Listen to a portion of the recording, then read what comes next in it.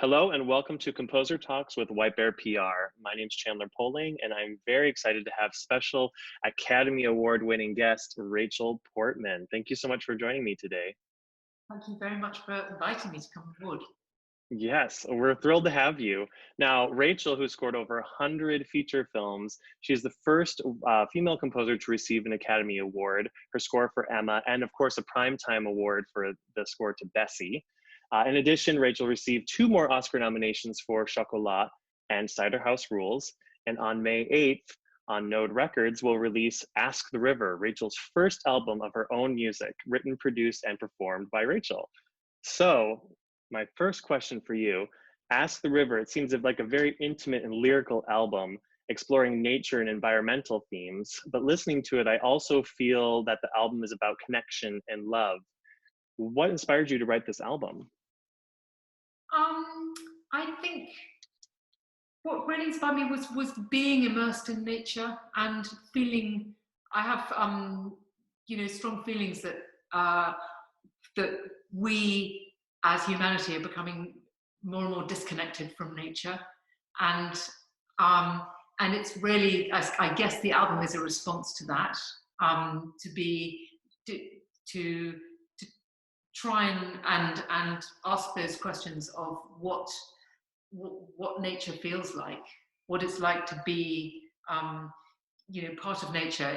It's really asking what the earth needs back from us in a kind of way.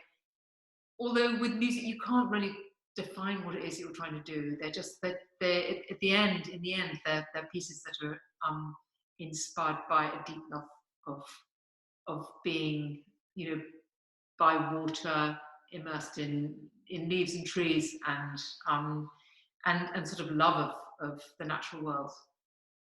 Now, I was surprised to find out that this is your first solo recorded album. Do you feel that the time was right now to create this album, or what do you find is the focus on the important issues of this? Um, I think I write a lot of film music, and I also write a lot of concert work too. I diversify. I've done an opera. I've done various other things, and I have a strong interest in the environment. Um, and rewilding and looking after, nurturing the land. And I suppose all those things came together at a certain time, and I wanted to put challenge myself to write, in my own voice without a commission. In a way, you're kind of commissioning yourself, even though there was a commission for the album. Um, you're having to bring up these ideas from nothing, as opposed to working in film, where here's the film, you need to write music for this scene, or here's a poem you need to write, a sort of choral commission for this, or whatever it is that you're doing. And so I sort of challenged myself to do something that was sort of deeply personal in a way. And so they are personal reflections. And the other thing is that I never perform. I never have performed. Even though I write at the piano, I don't play piano on my film scores or anything. I always get people who I know probably much better than me. In fact, I know they're much better than me. And so this was also new for me to say, well, actually, I'm going to record these. I mean, there is a cellist and a violinist who also contribute to some of the tracks, not all of them. And the album is mostly piano driven. And sometimes there are two piano parts, and I play both of them. I overlay, one on top of the other in the recording. So it was sort of wanting to do everything that I really wanted to do. That's lovely. I love that. And while I say this is your first solo album, of course, you've been writing non-film score music for years. You've been doing these commissions worldwide for the BBC and whatnot. Now, I was just wondering, are those available to listen to somewhere? Like they all seem to have a very environmental theme. You seem to be very focused on the environment in all of your writing when it comes to non-film score work. So I guess there's the two-part question. One is, where can people hear these other commission pieces if they're available? And what about the environment is so important to you? Well, funny enough, they're harder to hear. Live performances are much harder to hear because you have a commission, it's put on, it's live, and they're not necessarily recorded, unlike film scores, which always get a recording. You always get an album and stuff. So they are harder to hear, which is one of the reasons why it's so nice to have done this album, Vast the River, because this is available and it's right in that zone of environmentalism, as it were. I'm not banging a drum. I just want to say that it's Yes. This is an invitation. For music means so much, so many different things to so many people. If anyone wants to listen to this because they just want to listen to, they for whatever it is that they need in their lives, if it can offer something, that's fine. The fact that nature inspired me doesn't necessarily have to mean that everybody has to, listen to it in that context. Of course, yeah. I mean, the environmentalist angle, is one thing, but of course, everybody connects with nature in some way or another, and that's what your pieces, whether the pre-commissioned ones or this upcoming album, seem to do. Your 2 singles that are already out on YouTube, of course, are very gorgeous, and it's very, very lovely to think about even just strolling through the woods and listening to this, maybe on your headset or whatnot. Just helping music, kind of helping you even infuse more with nature. Yeah, thank you for saying that. Thank you for saying that. And also, they're reflective, but it's funny in this time that we're in at the moment. I think there is a deepening appreciation for so many people of what nature gives us. That we miss, that we can't be in it the whole time. So many people can't be in it the whole time. It's restricted, because of the coronavirus. So I think that the people are more and more aware of how important it is in our lives, and how how well we treat it is how well we treat ourselves, in a way. Absolutely, yeah.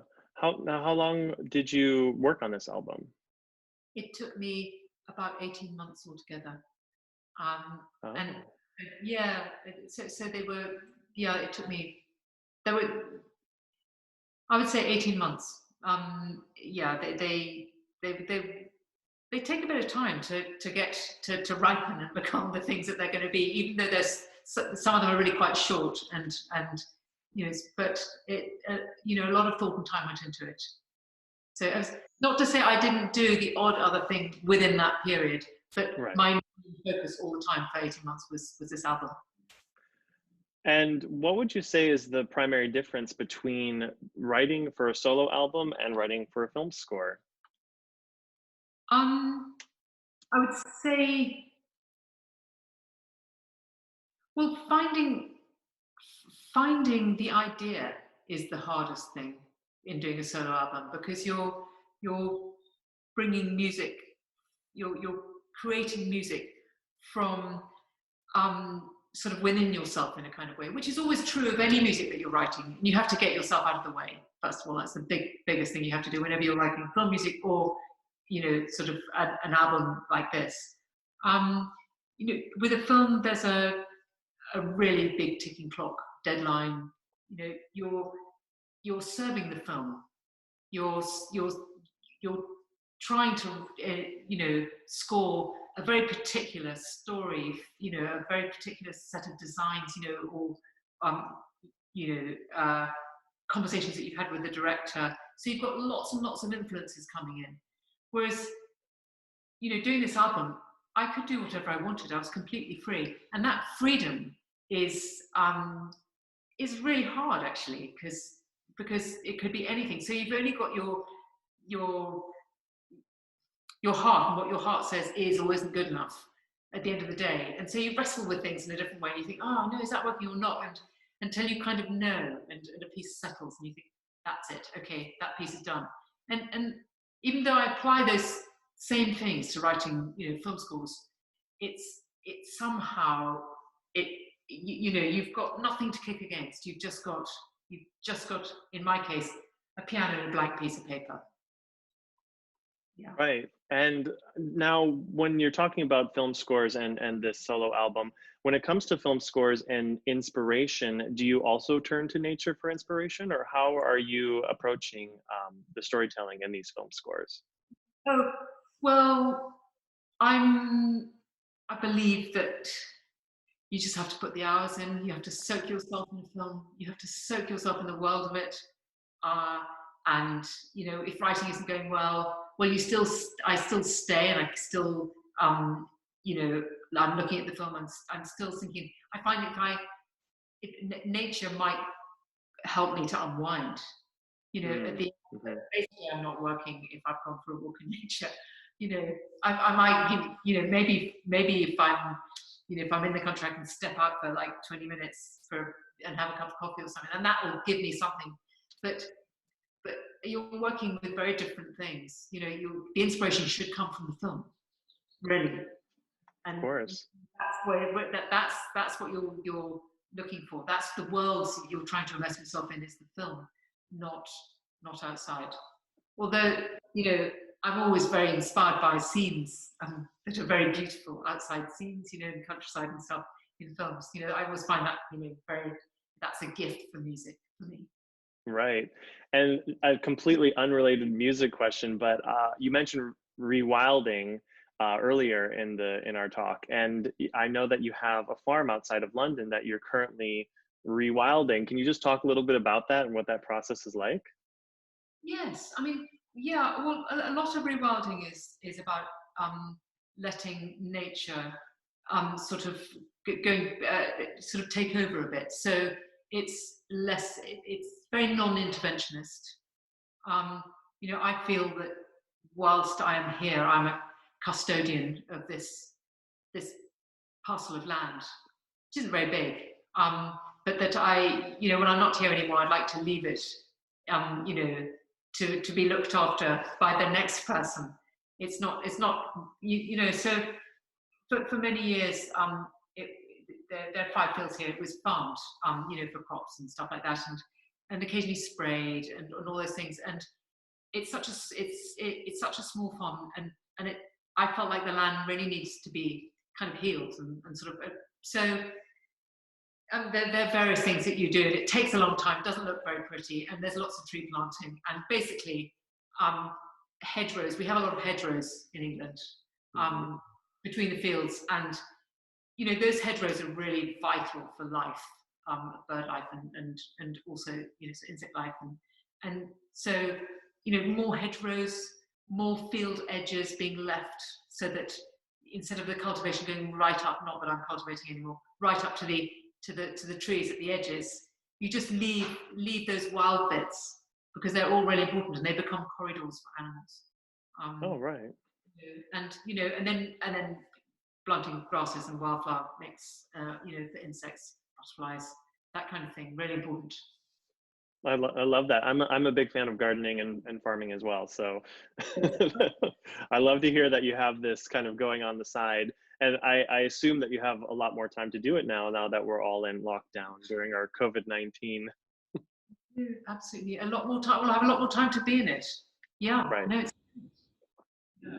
I shouldn't say that, but there's a stillness. There are less planes going over. There's everything's just it's sort of, I don't know, less cars, less frenetic, anything sort of happening. It's sort of which is and nature comes to the fore when that happens.